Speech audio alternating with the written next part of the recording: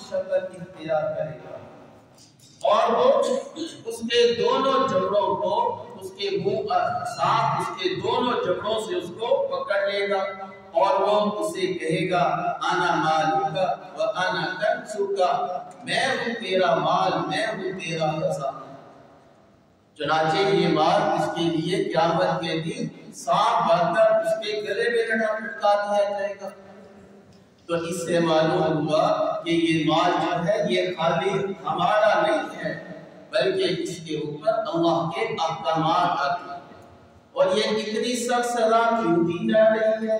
یہ اس لیے دی جا رہی ہے کہ جو کچھ ہمارے پاس مال دولت موجود ہے یہ اللہ کی عطا ہے، اس میں ہمارا کوئی کمال نہیں ہے۔ ہم نے دکانیں کھولی، ہم نے تجارت کی، ہم نے کھیتی باڑی کی، یہ سب خالی برتن ہے، ان میں رزق اللہ ڈالتا ہے۔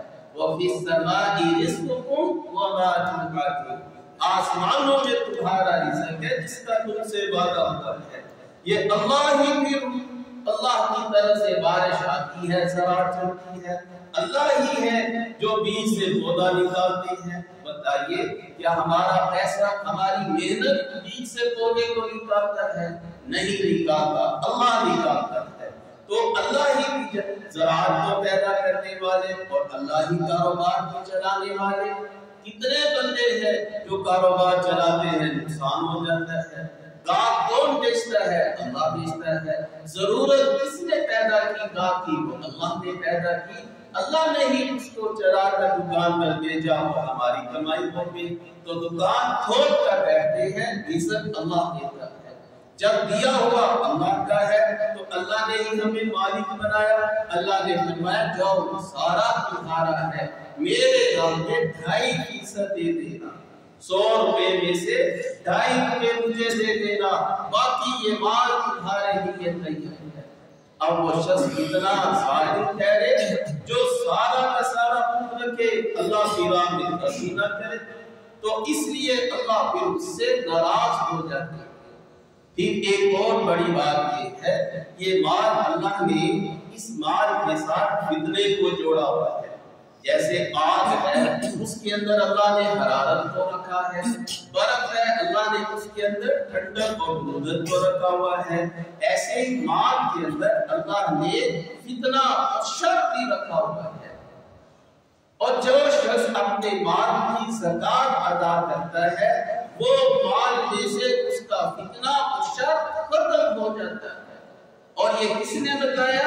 یہ رسول اکرم صلی اللہ علیہ وسلم نے فرمایا۔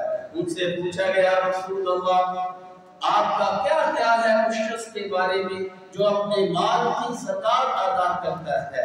آپ نے فرمایا ارأیت من ادى زکات ماله فقد ذهب عنه شره، جو آدمی اپنے مال کی زکات ادا کر دیتا ہے اس مال کا شر اس سے دور ہو گیا۔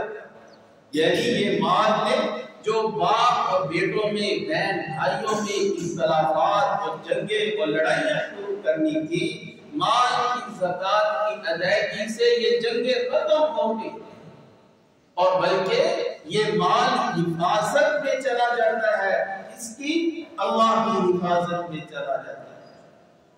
وہ مال اللہ کے ہاں بھی شور ہو جاتا ہے جس مال کی زکات ادا کی جاتی ہے۔ آپ صلی اللہ علیہ وسلم نے ارشاد فرمایا ما خلق مال فی البر والبحر الا بحبس الزکات، کسی آدمی کا مال ہلاک نہیں ہوتا، اس کی فیکٹری میں، اس کی دکان میں آگ نہیں لگتی اور اس کے مال کو سب سمندر نہیں کھاتا، مگر یہ کہ زکات کے روکنے کی وجہ سے ہی ہوتا ہے۔ معلوم یہ ہوا جس مال کی زکات ادا کر دی جائے وہ مال اللہ کی حفاظت میں چلا جاتا ہے۔ اتنی بڑی بات ہے کہ ہمارے مال کی سکیورٹی ہمیں مل جائے اور تحفظ مل جائے، مال کا شر ہم سے دور ہو جائے، کرنا کیا ہے؟ صرف 2.5% زکات ادا کرنا ہے۔ اور پھر یہ آپ نے تو 2.5% ادا کی اور آگے اللہ کے پھر وعدے شروع ہو جاتے ہیں، یمحق اللہ الربا ویربی الصدقات، اللہ سود کو گھٹاتا ہے اور تمہارے ان خرچوں کو، ان صدقات کو بڑھا کر دے دیتا ہے۔ کتنا بڑھاتا ہے؟ 1 روپے سے لے کر 700 اور 7 لاکھ تک بڑھا دیتا ہے۔ یہ اللہ اس کے مال میں برکت ڈال دیتا ہے، وہ مال سے کما حقہ مستفید ہونا شروع ہو جاتا ہے، مال سے اس کو راحت ملتی ہے، مال سے اس کو خوشی ملتی ہے، سکون مل جاتا ہے۔ اگر مال کی زکات ادا نہ کی جائے تو مال اس کے لیے ٹینشنوں کا، مصیبتوں کا، پریشانیوں کا اور تکلیفوں کا ذریعہ بن جاتا ہے۔ اب یہ جو مال کی برکت ہے یہ ہمارا کیلکولیٹر نہیں جانتا، یہ ہمارا کمپیوٹر بھی نہیں جانتا، یہ ہماری سائنس بھی نہیں جانتی، اور وہ کہتے ہیں یہ تو ٹیکس بن گیا بندے کا۔ اور جس کو برکت کا مفہوم سمجھنا ہو وہ بھی زکات کو کیا سمجھتا ہے؟ ٹیکس سمجھتا ہے۔ رسول اکرم صلی اللہ علیہ وسلم نے ارشاد فرمایا قیامت کے دن لوگ اپنی زکات کو بوجھ سمجھتے ہوئے ٹیکس سمجھیں گے کہ یہ تو ایک حقیق ہے ہمارے اوپر، وہ اس ٹیکس کو حقیق سمجھیں گے، اور یہ قیامت کے لوگوں کی نشانیوں میں سے ایک نشانی ہے۔ لہٰذا میرے بھائیوں زکات کی ادائیگی کا اہتمام کرنا چاہیے اور خوش دلی سے دینا چاہیے، اللہ بہت خوش ہوتے ہیں۔ چنانچہ کوئی مقام ایسا نہیں شاید کہ جس میں اللہ نے اپنے پسندیدہ بندوں کی تعریف کی ہو اور اس میں خرچ کرنے کا تذکرہ نہ کیا۔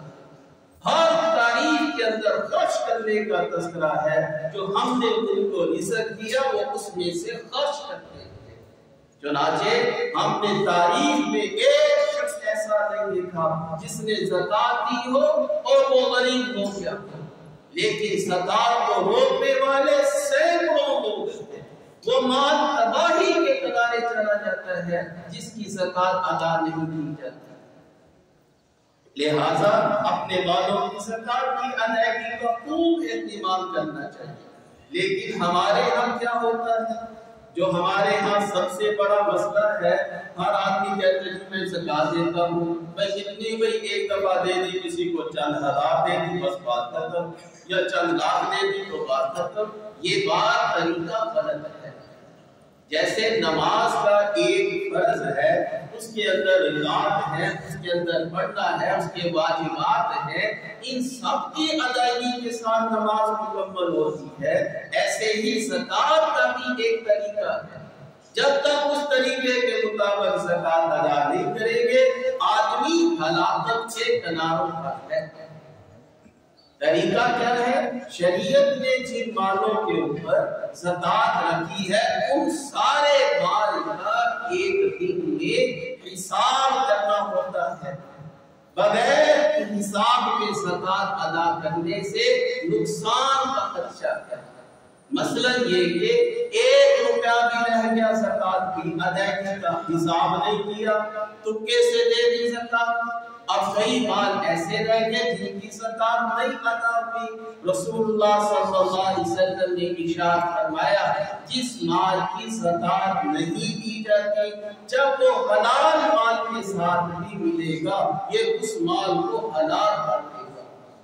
آج ایسا ہی ہو رہا ہے، لوگ حساب نہیں کرتے اور بغیر حساب کے زکات دیتے ہیں، بہت سے مالوں کا حساب رہ جاتا ہے، نتیجہ کیا ہوتا ہے؟ بھی نقصان ہو جاتا ہے۔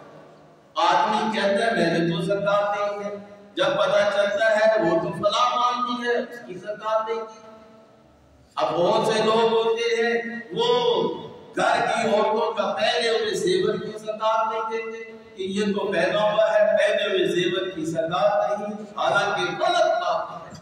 ہر زیور جہاں بھی موجود ہے، چاہے وہ بچیوں کی شادی کے لیے ریزرو کیا ہوا ہے، چاہے وہ عورت پہن رہی ہے، چاہے وہ لاکر میں پڑا ہوا ہے، جہاں کہیں بھی زیور ہے اس کی زکات فرض ہے۔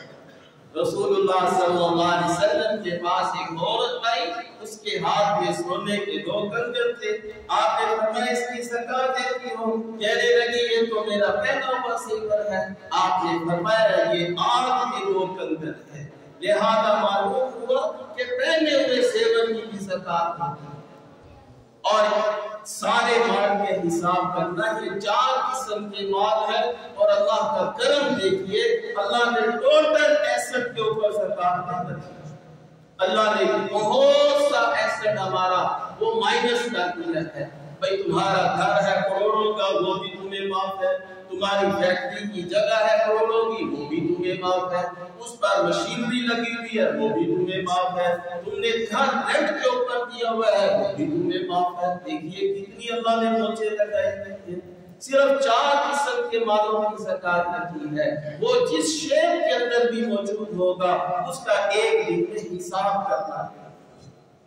یہ بار بار عرض کرتا ہوں ایک دن میں اس کے اندر بھی ایک گہرا ہوتا ہے. یہ نہیں کہ کبھی کسی دن حساب کر لیا کبھی کسی دن کر لیا یا چاند کی یا مہینوں کی شخصی تاریخوں کے ساتھ حساب کر لیا. یہ غلط طریقہ ہے. آپ نے زکات کا حساب وہ چاند کے مہینوں سے کرنا ہے اور اس کے لیے بھی ایک دن مقرر کرنا یہ لازم ہے. ویسے تو شریعت کی طرف سے وہ دن لازم ہوتا ہے. وہ دن وہ ہوتا ہے جس دن بندہ پہلی دفعہ صاحب نصاب ہو. اب یہ شریعت کے نزدیک یہ صاحب نصاب شمار ہو رہا ہے. اب اس کے اوپر زکات کی فرض کی ادائیگی ہو رہی ہے. وہ دن عربی مہینے اور تاریخ کے ساتھ محفوظ کرنا یہ ہر عالم مسلمان کا فرض ہوتا ہے, واجب ہوتا ہے کہ میں آج سے صاحب نصاب ہوں. ہمارے ہاں چونکہ اس کا تصور ہی نہیں ہے, انگریزی اور سکولوں کا سارا حساب ہے, سب طریقے پتہ ہوتی ہیں, لیکن زکات فرض ہوگی بچوں پر یہ بچوں کو پتہ ہی نہیں ہوتا. تو جب بھی آدمی کے اوپر 52.5 تولے مالیت کی چاندی جو تقریباً آج کا 1.5 لاکھ کے قریب ہے, اس کے بقدر سونا آ جائے, چاندی آ جائے, مال تجارت آ جائے تو اس کے اوپر زکات فرض ہو گئی ہے. اب وہ دین کو بندے کو اگر یاد نہیں تو اب ایک تاریخ مقرر کر دیں, محرم کی کر لے, سفر کی کر لے, جمادی الاولیٰ کی کر لے, چاہے رمضان کی کر لے, لیکن متعین کر لے. نہ وہ ایک دن آگے ہوگا نہ وہ پیچھے ہوگا. بس اس دن جو آدمی کے پاس جتنا مال موجود ہے اس دن بیٹھ کر سارا حساب کرنا. چاہے ایک دن پہلے اس کے پاس مال آ گیا, چاہے اس نے گھر بیچا تھا اپنا آگے لینے کے لیے, گاڑی بیچی تھی آگے لینے کے لیے, لیکن ایک دن پہلے اس کے پاس مال آ گیا. اب اگلا دن حساب کا ہے, سارے پچھلے مال کی زکات دینی ہو. اور اللہ نے اتنی آسانی دی, سال کے درمیان میں جو لیا جو دیا اس کا کوئی حساب نہیں ہے. اتنی آسانی ہو گئی. بس اگر آج کے دن میں اس نے حساب کرنا تھا جو موجود ہے اس کے اسٹاک کے اندر, جو فیکٹری میں اس کا مال تجارت بنا ہوا ہے اس کو جمع کر دے. جتنے پیسے ہیں کسی شیئر کے اندر, چاہے وہ شیئرز کی صورت میں ہے چاہے وہ فارن کرنسی کی صورت میں ہے, ان سارے پیسوں کو وہ کاؤنٹ کر دے. اور چاندی ہے تو اس کو بھی کاؤنٹ کر دے. جو فار سیل پراپرٹی اس نے دی ہوئی ہے اس کی بھی موجودہ مالیت آج کی وہ لگا دے. ان 4 قسم کے مالوں کو بس ایک دن بیٹھ کر سب حساب لگا دے. جو گولڈ ہے اس کی قیمت فروخت کا حساب لگا لے کہ اتنا زیور ہے. ہمارے ہاں شوہر بیویوں کی زکات دیتے ہیں وغیرہ, بیویوں پر ہی فرض ہوتی ہے. چلو اگر شوہر دے رہا ہے تو وہ اس کے بھی تو گولڈ کو حساب کر لے. اب ان سب کو جمع کر دیا, وہ اتنے لاکھ میں اتنے کروڑ بن گئے. اور اس میں سے اس نے اب جو واجب الادا قرضے ہیں وہ انہیں اس میں سے مائنس کر دیں, جو کمپنیوں کے دینے ہیں وہ مائنس کر دیں, جو کمیٹی لینی ہے وہ بھی باقی دینی ہے وہ بھی قرض ہے اس کو بھی مائنس کر دے. تو جتنے قرضے ہیں وہ سب بیچ میں سے مائنس کرتا چلا جائے, مائنس کرتا چلا جائے, بس جو باقی بچے اس کو تقسیم 40 کر دے, فوراً 2.5% نکل آئے. پھر اللہ نے یہ بھی نہیں کہا لو جی اب یہ کتنے لاکھ زکات بن گئی ہے آج ہی دے دو. اللہ نے فرمایا سارا سال تمہارے پاس ہے مہلت کا, جتنا چاہو تھوڑا تھوڑا کر کے وہ زکات کا حساب کرتے ہوئے اس کو جمع کرتے رہو. تو آپ زکات دیتے رہیں گے انشاءاللہ تعالی میں یقین سے کہتا ہوں جو شخص زکات دیتا ہے وہ آنکھوں سے دیتا ہے پچھلے سال میری اتنی انویسٹمنٹ تھی اور اس سال میری اس سے بڑھ گئی ہے اور اتنی زیادہ ہو گئی. تو دیکھیے کتنی آسان بات ہو گئی. تو بھائیوں یہ زکات کس طریقے سے ہم نے حساب دینا ہے. پھر یہ تو ہو گیا حساب کا معاملہ. اب اگلا مرحلہ شروع ہوتا ہے ادائیگی کا. یہ بھی اتنی ہی اہم ہے کہ ادائیگی کس کو کرنی ہے. اگر غلط بندے کو ہم غلط ادائیگی کرتے ہیں زکات ادا نہیں ہوتی. شریعت اس میں کہتی ہے اصول اور فروع کو زکات نہیں دی جا سکتی. اصول کون سے ہیں؟ باپ ہے، دادا ہے، پردادا ہے، نانا ہے، نانی ہے، اوپر کے جتنے بڑے ہیں کسی کو زکات نہیں ہوتی. فروع کون سے ہیں؟ بیٹا ہے، پوتا ہے، نواسا ہے، نواسی ہے، جتنے نیچے تک جائیں گے ان کو نہیں دے سکتے. باقی سب بہن بھائی ایک دوسرے کو دے سکتے ہیں. یہ اور ان میں سب کو زکات دی جا سکتی ہے. سید کو زکات نہیں دی جا سکتی. حدیث میں سید کی زکات سے منع کیا گیا ہے اس لیے کہ وہ مالوں کی میل ہوتی ہے ان کے لیے میل کو حرام کیا گیا ہے. ہاں اگر آپ کو سید مل جائے تو آپ یہ نہ کہیں کہ میں تمہیں زکات نہیں دے سکتا. وہ اونچے درجے کے لوگ ہیں اپنے نفلی صدقات میں سے اس کی خدمت کرتے. یہ بہت بڑے ثواب کی چیز ہوتی ہے. اور پھر ہمارے ہاں آج کل بڑے بڑے ادارے بنے ہیں. رمضان شروع ہوتے ہی بڑے بڑے پوسٹر لگ جاتے ہیں جی کینسر کا علاج کرواتے ہیں، ہم یہ کرتے ہیں، مریضوں کو دوائیاں دے کر دیتے ہیں، آپ ہمیں زکات میں سے ڈونیشن دیں. یاد رکھیں آپ کسی ایسے ادارے کو زکات نہ دیں جو ادارہ علماء کی نگرانی میں کام نہیں کرتا. اس کی وجہ یہ ہوتی ہے زکات ایک بہت بڑی ذمہ داری ہے. اگر اس ادارے نے آپ کی زکات صحیح استعمال نہ کی، اس نے کہا کہ میں نے پورے ملک کے اندر اشتہار لگانے ہیں اور فلیکسیں لگانی ہے، اس پر تو اتنے لاکھوں کا خرچہ ہے. اب کون شخص بیچ میں جیب سے کرے گا؟ وہ زکات کے پیسوں میں سے کر دے گا. اب جس چیز کا پیسہ اس اشتہاری پروگرام پر لگے گا اس کی زکات بھی ادا نہیں ہوگی. اور ان کے اکاؤنٹ کے اندر بعض اوقات معلوم یہ ہوا کئی سالوں تک لاکھوں روپیہ پڑے رہتے ہیں. اب جن کے پڑے ہوئے ہیں ان کی اس وقت تک ابھی تک زکات ادا نہیں ہوئی. اس لیے بہت ضروری ہے آپ کسی ایسے ادارے کو دیں جو ادارہ علماء کی نگرانی کے اندر آپ کی زکات کا حساب کرتا ہے. اس لیے یہ بہت بڑی ذمہ داری ہے کہ آپ نے کس کو زکات ادا کرنی ہے. لہذا میرے بھائیوں اس مسئلے کو بھی آپ کو سیکھنا چاہیے. زکات دینی کس کو ہے اور میں کس کو دے رہا ہوں. اپنے شہر کے اندر رہتے ہوئے سب سے پہلے اپنے شہر کے غرباء کا حق زیادہ ہوتا ہے اور اس بات کے اندر بھی سب سے پہلے اپنے رشتہ داروں کا حق زیادہ ہوتا ہے. اگر آپ کا رشتہ دار دوسرے شہر میں رہتا ہے تو وہاں اس کو دینا یہ زیادہ افضل ہے. اور پھر زکات کے اندر ادائیگی میں صرف دل میں نیت ہو اتنا کافی ہے میں زکات دے رہا ہوں. اس لیے کہ آپ نے اپنے بھائی کو کہہ دیا یہ زکات ہے، بیچارہ شرمندہ ہو جائے گا، میں منہ دکھانے کے قابل نہیں رہوں گا. اور دین کسی کو شرمندہ کرنے کا حکم نہیں دیتا. آپ دل میں نیت کریں زکات کی اور بھائی سے بولو یہ لو بچوں کے لیے کپڑے سلوا لینا، یہ لو تمہارے لیے عیدی ہے، یہ لو تمہاری میرے دل چاہتا مدد کر دو. وہ خوش ہو جائے گا اور وہ اس کو شرمندگی بھی نہیں ہوگی. تو دیکھیں دین کتنا خیال رکھتا ہے بھائیوں کا کہ دین کہتا ہے کسی کی تحقیر نہ ہو.